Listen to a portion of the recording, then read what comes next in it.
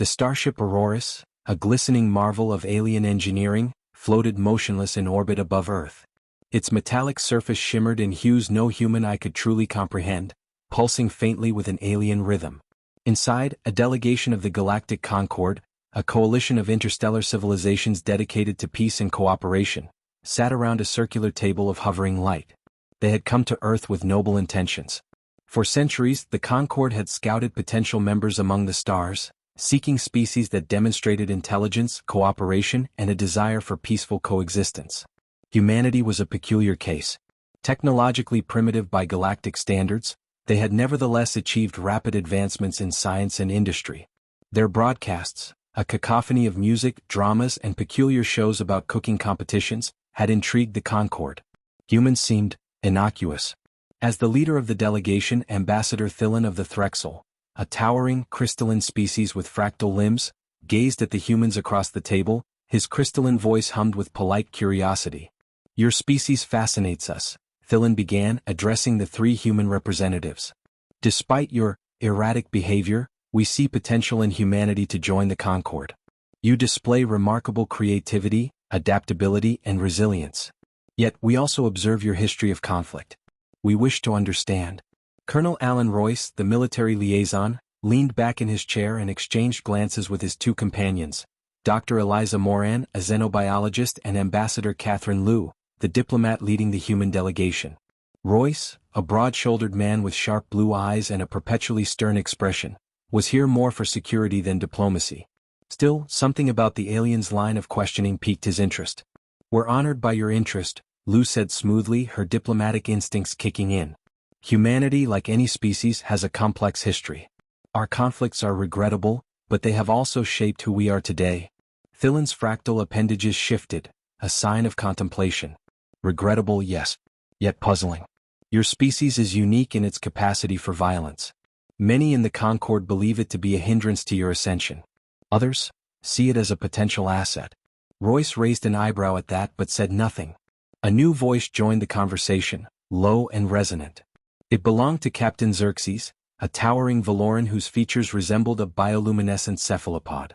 His tendrils glowed faintly as he spoke. "We mean no disrespect, but your species' concept of war crimes is unsettling. Crimes committed even during conflict? We find this notion contradictory. Conflict is disorder. There are no rules in chaos." Royce couldn't hold back a dry chuckle. "Maybe for you. For us there are rules. Or at least there are supposed to be." Xerxes' tendrils rippled in confusion. "Explain?" Ambassador Liu shot Royce a warning glance, but the colonel ignored it. He leaned forward, placing his hands on the table. "You want to understand humanity? Fine. Let me paint you a picture." The room seemed to darken as Royce began to speak, his voice steady but filled with a grim weight. "Imagine this," he said, locking eyes with Thillen. "Two nations at war. Soldiers on both sides are armed to the teeth, guns, tanks, jets, you name it. But even in the chaos there are rules. Don't kill civilians. Don't torture prisoners. Don't use certain weapons like poison gas or biological agents. Why? Because it's not just about winning. It's about how you win." Xerxes' tendrils glimmered faintly. "Fascinating. Yet you imply these rules are often broken." Royce nodded grimly. "Oh, they're broken. And when they are, we call those war crimes. Crimes against humanity. Acts so heinous they leave a stain on history." Thillen's crystalline form shimmered uneasily. "Such as?" Royce's expression hardened. "Such as targeting entire cities with bombs designed to cause maximum suffering. Torturing captured soldiers for information. Using diseases as weapons knowing they'll spread to innocents. We've done it all. And when someone's caught doing these things they stand trial. But here's the kicker." He leaned closer, his eyes narrowing. "Sometimes the ones committing these crimes aren't the bad guys. They're just the winners." The aliens were silent, their various biologies expressing disquiet in different ways. Thillen's fractals stilled. Xerxes' glow dimmed. Even the insectoid envoy Circa, who had remained silent thus far, clicked her mandibles nervously. "You see," Royce continued, his voice steady, "humanity didn't just invent rules for war. We invented ways to break them. That's what makes us dangerous. We're not just fighters, we're thinkers. We analyze, adapt, and find ways to turn every situation to our advantage. And when the chips are down, when survival's on the line, we don't play fair. Dr. Moran, who had been silent until now, cleared her throat. Colonel, perhaps we should focus on humanity's capacity for cooperation and innovation. But Royce cut her off. They didn't ask about our best. They asked about our worst. Thillen's crystalline voice hummed with unease. This capacity for cruelty. It is difficult to reconcile with the artistry and creativity we have observed in your species. Royce shrugged. Two sides of the same coin. You want to understand humans? Understand this. We are creatures of contradiction, capable of great beauty and unspeakable horror. We dream of peace, but we prepare for war. And when war comes, we don't hold back. Xerxes' tendrils quivered. You speak as if you take pride in this? Royce's expression softened, and for the first time, there was a flicker of vulnerability in his eyes. Pride? No. But I'll tell you this, it's who we are. And if you think that makes us unfit to join your concord, that's fine. Just don't make the mistake of underestimating us. The tension in the room was palpable. For a moment no one spoke. Then Thillen's crystalline form shifted, his fractals catching the light in a kaleidoscope of colors. You have given us much to consider, Colonel Royce, he said finally. Perhaps more than we anticipated. Royce leaned back in his chair, crossing his arms. Good. Because if you're going to judge humanity, you'd better see the whole picture. As the meeting concluded, the alien delegation retreated to their quarters, their minds abuzz with the revelations of the day. Humanity, it seemed, was far more complex and far more dangerous than they had ever imagined. And as Colonel Royce stepped out into the cool night air, he couldn't help but smirk. They'd asked for the truth and he'd given it to them. Now it was up to them to decide what to do with it. The alien delegation's private quarters aboard the Auroras were a masterpiece of galactic design, tailored to accommodate the diverse physiologies of its members. Ambient lighting shifted in color and intensity based on who occupied the space, while the air shimmered with faint particles that adjusted its composition to suit the respiratory needs of each species. Yet despite these comforts, an air of unease hung over the room. Thillen's fractal limbs flickered with an erratic rhythm, betraying his inner turmoil. This revelation changes everything, he murmured, his voice resonating like glass under stress. Humanity is not the benign species we presumed them to be. Captain Xerxes loomed nearby, his bioluminescent tendrils casting faint, shifting shadows on the walls. The human colonel's words were not just an explanation, they were a warning. They are more than capable of destruction, and they know it. Envoy Circa, the insectoid diplomat from the Chirati swarm, clicked her mandibles thoughtfully. Her multifaceted eyes glimmered in the dim light. Yet they possess rules for war. Even as they engage in conflict, they attempt to constrain their violence. This is paradoxical. Have we ever encountered such behavior in a species before?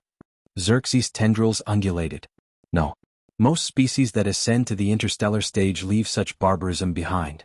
Or they are destroyed by it before they reach us. Humanity is an anomaly, both fragile and terrifyingly resilient. They bend chaos to their will. Thillen turned to face her, his fractals refracting light like a shattered crystal. Envoy, what is your assessment? Should we proceed with integration talks or withdraw? I am uncertain. Circa paused, her antennae twitching in thought. To withdraw without understanding the full scope of their nature would be premature. They are dangerous, yes, but danger does not preclude value. I suggest we observe further. Let us probe deeper into their culture, their history, and their psyche. The next day, the alien delegation requested a tour of human history, not just the sanitized version typically presented to visitors, but the raw, unfiltered truth. To their surprise, the humans obliged. The group was taken to the Earth History and Conflict Museum, an expansive facility located deep beneath the Rocky Mountains. The museum was a monument to humanity's complex past, showcasing both its triumphs and its darkest moments. Colonel Royce was their guide. His tone was even, his pace deliberate as he led the aliens through the exhibits. You wanted the truth, he said. This is it. The first gallery was dedicated to the earliest conflicts, tribal skirmishes, primitive weapons, and the dawn of organized warfare. The aliens marveled at how quickly humans had developed tools for destruction, from sharpened stones to bows and arrows. Fascinating, Thillen said, his fractals shimmering faintly. Even in your infancy, your species sought to dominate one another. Royce didn't flinch. Survival wasn't optional. We're a species born into scarcity. Competition shaped us. The tour progressed through the ages, ancient empires, medieval battles, the rise of firearms and industrialized warfare. Each exhibit was more shocking than the last. The aliens were particularly unsettled by the gallery dedicated to the world wars, where photographs, films, and artifacts told the story of humanity's most devastating conflicts. Xerxes paused before an image of a mushroom cloud, his tendrils dimming. "This weapon," he said, his voice low. "It destroys entire cities in an instant?" "Not just cities," Royce replied. "Everything. People, animals, plants. The land itself becomes uninhabitable for decades. We called it the atomic bomb." Thillen's crystalline form flickered erratically. "And you used this? Against your own kind?" "Twice," Royce said bluntly. "To end a war that killed tens of millions. You can judge us for it if you want, but it worked." The final gallery was the most chilling. It was dedicated to atrocities and war crimes, a somber reminder of humanity's capacity for cruelty. The delegation moved through displays detailing genocides, chemical warfare, and experiments performed on prisoners. There were no triumphant narratives here, only stark reminders of what unchecked power and hatred could do. Circa stopped before an exhibit on the Nuremberg trials, her antennae twitching. "These trials," she said. "You judged those responsible for these acts?" Royce nodded. "We held them accountable. It wasn't perfect, plenty of people got away with it, but we tried." Xerxes regarded him with an inscrutable expression. "And yet these acts continue. Your rules do not prevent them." "No," Royce admitted. "But they give us something to strive for. Something to hold on to when the world goes dark." Thillen's voice was a low hum. "You walk a fine line between order and chaos, Colonel. Your species is unique in its capacity to create both." Royce looked at him, his gaze steady. "We're not proud of our history. But it's part of who we are. If you're going to judge us, you need to judge the whole picture, the good and the bad." As the tour ended, the delegation retreated to their ship to process what they had learned. 4 hours they debated, their voices rising and falling like waves. "Humanity is volatile," Xerxes argued. "Their history is a tapestry of violence and suffering. They could destabilize the Concord. But they also possess remarkable resilience," Circa countered. "They learn from their mistakes. They create beauty in the face of destruction. That is a rare quality." Thillen listened silently, his fractals shifting with a kaleidoscope of colors. Finally he spoke. "Perhaps the question is not whether humanity is dangerous. The question is whether we can guide them, whether their capacity for destruction can be channeled into something greater." The room fell silent as the delegation considered his words. In the vast, uncharted expanse of the galaxy, they had never encountered a species like humanity, a species that straddled the line between brilliance and madness, creation and annihilation. And as the Auroras floated in orbit, the delegates knew one thing for certain. Their decision, whatever it might be, would shape the future of the galaxy. The alien delegation reconvened the next day, this time requesting to meet not in a sterile conference room but on human soil. Their request was specific. They wanted to visit a place where humanity's contradictions were most evident. After deliberation, the human representatives decided on a location that was as haunting as it was significant. The site of an ancient battlefield that had become a symbol of both loss and reconciliation. They stood on the windswept fields of Gettysburg, Pennsylvania, the location of one of the bloodiest battles in human history. It was a quiet place now, dotted with weathered monuments and markers commemorating the thousands who had fallen. The sun hung low on the horizon, casting long shadows over the rolling hills. Colonel Royce, once again the guide, gestured to the sprawling landscape. "This is Gettysburg. July 1863. Over 3 days more than 50,000 men were killed, wounded, or went missing.